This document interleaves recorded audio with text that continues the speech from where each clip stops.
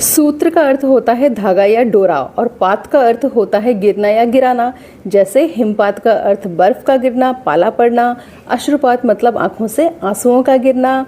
दृष्टिपात मतलब किस पर नजर पड़ना इत्यादि। लेकिन तब सूत्रपात का अर्थ किसी काम का प्रारंभ करना कैसे हो गया कि पहले के समय में जब कोई मकान आदि, कोई भी भवन आदि बनाना होता था तो जमीन की पैमाइश के लिए अब की तरह टेप आदि कोई उपकरण नहीं हुआ करते थे।